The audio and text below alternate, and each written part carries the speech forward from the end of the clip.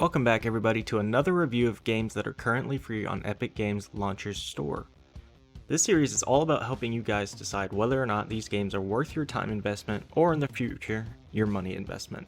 Since these games are free on Epic Games Launcher right now, it really comes down to whether or not they're actually worth putting your time into though. I'll let you know right now here on this channel if you should give these games a chance for free or if they're even worth your money in the future.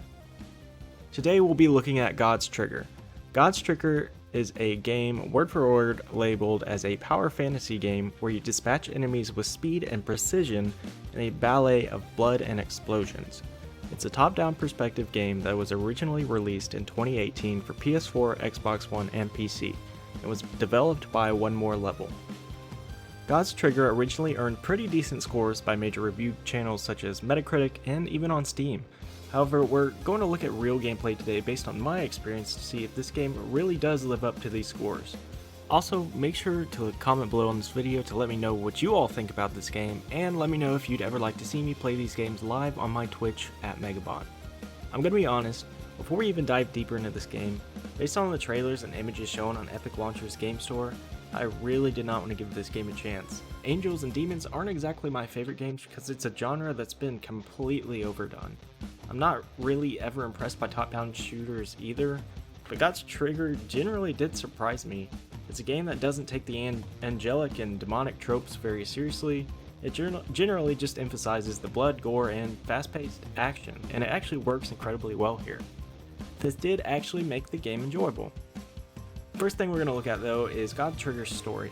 Godstrigger's story is incredibly basic, and I mean incredibly basic. You follow an angel named Harry and a demon named Judy in a world where the four horsemen of the apocalypse from the Bible have invaded.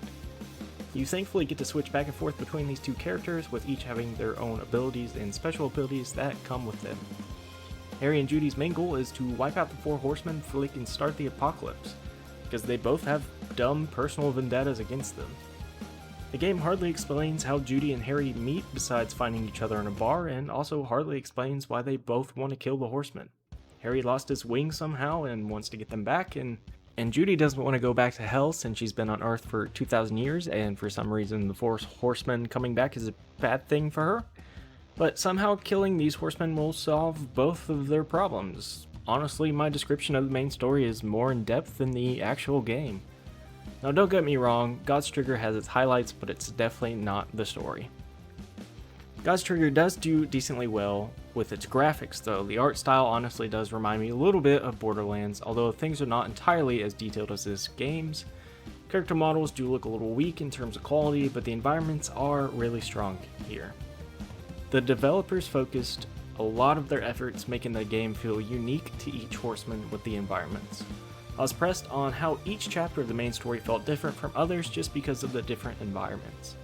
I wouldn't say that the graphics are all around phenomenal, but they work well with this type of game as it's meant to feel more arcadey. Now onto the music of the game. The music in this game is actually pretty good. Some of the music that plays while you're progressing through the levels is really upbeat and catchy, which fits incredibly well with a game that's meant to be fast-paced. I found myself stopping in-game for a few times just to enjoy the music that was playing while fighting the enemy mobs. There's not anything that completely blows my mind about the music, but it's very nice addition to the background while fighting the enemies.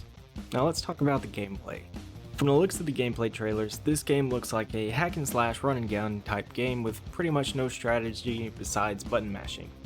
But you'll all be happy to know that that's not really the case.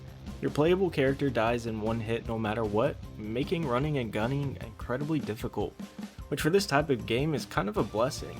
Dying in this game isn't frustrating at all either because there's no reload times and checkpoints are frequent enough to keep you playing. Another bonus to godstrigger is that it actually rewards stealth kills with double the amount of XP gained. This allows for a lot of replayability for a game that's relatively short because you can approach each encounter with enemies differently. You can either run in and try to kill everything before you die, sneak past enemies and get stealth kills, or pick ranged weapons off of defeated enemies and kill from afar. Now I will mention that enemy detection of your character is unfairly good. Anytime I tried to sneak by an enemy, it always seemed like I got spotted, which makes sneaking kind of the worst option sometimes. The AI can also be both incredibly dumb or feel like they have an aimbot towards your character. Sometimes you'll walk out of a door and instantly get sniped by someone, and sometimes enemies will try to run around all the way around the map just to try to get to you. This didn't put me off too much though, as I rather enjoyed the combat in the game, which kept me playing even when I noticed these things.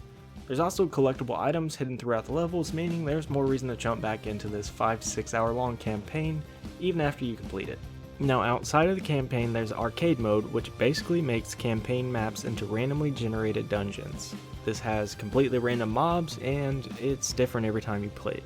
But to be honest, I didn't mess with arcade mode because I don't really care about coming back to godstrigger. This game can be played with a friend or on LAN with both of you controlling separate characters. To me, this would seem to be the most fun aspect of the game. It honestly feels like sometimes the game is geared towards that. Like I said before though, I don't really care about coming back to godstrigger. This was an enjoyable game to play through for a while, but there are definitely more interesting games out there. The combat was mainly the only reason that keeps you coming back for more, but the game campaign is too lackluster to be interesting. If this game was not free, I would not play it.